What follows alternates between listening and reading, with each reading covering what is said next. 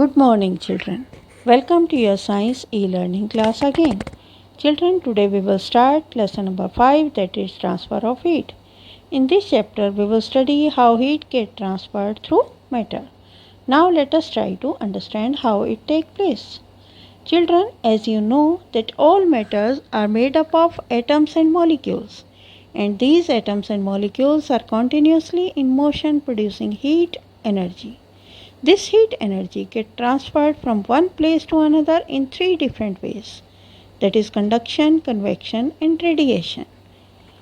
Conduction. Conduction is the mode of heat transfer in solids. When the atoms of the solids get heated, they start vibrating and collide with the neighboring atoms, making them vibrating also, and so on. In this way, heat gets transferred through conductions in solid. This can be understood by one example. Take a burning candle and heat a metal rod over it.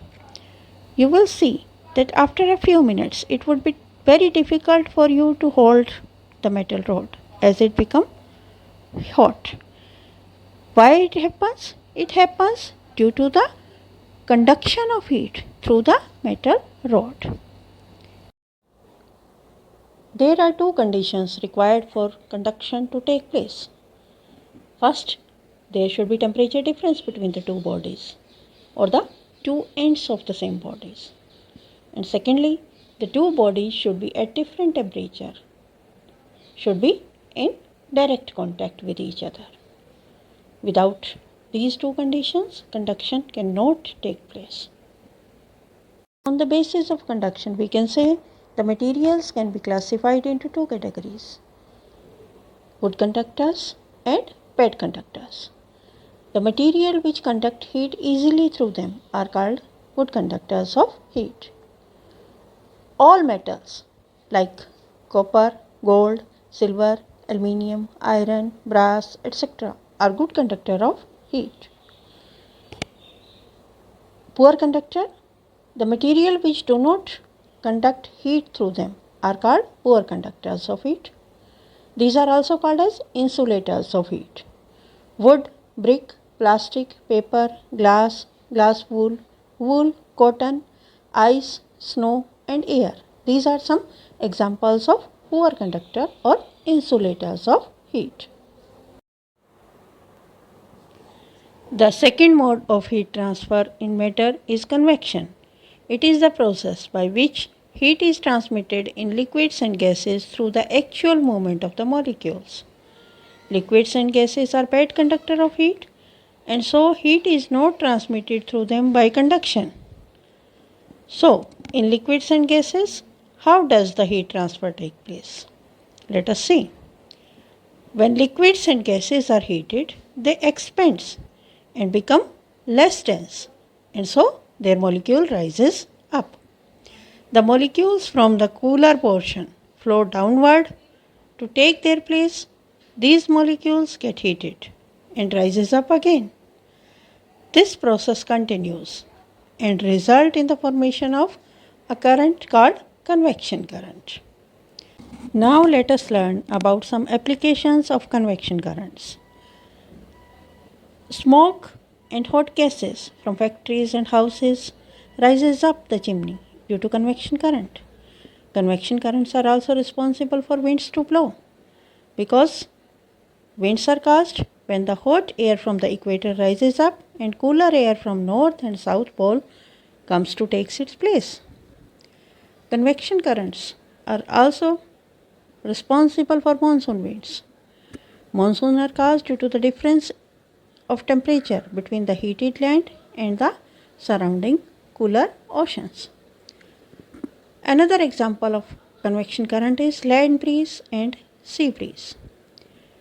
Water has a unique property that it gets cooled and heated more slowly than land.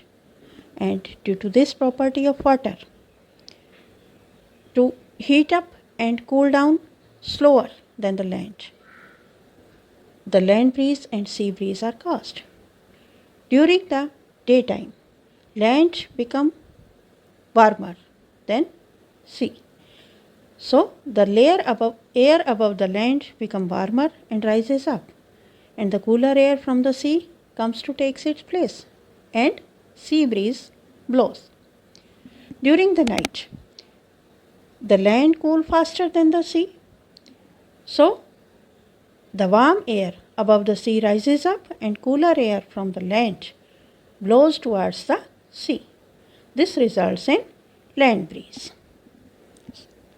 Convection currents are also responsible for ocean currents, which help in maintaining the temperature of water in ocean.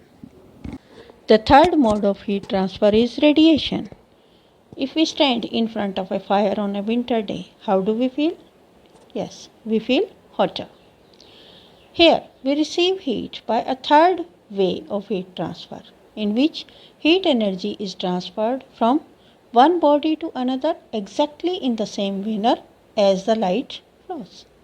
We know that light always travels in straight line.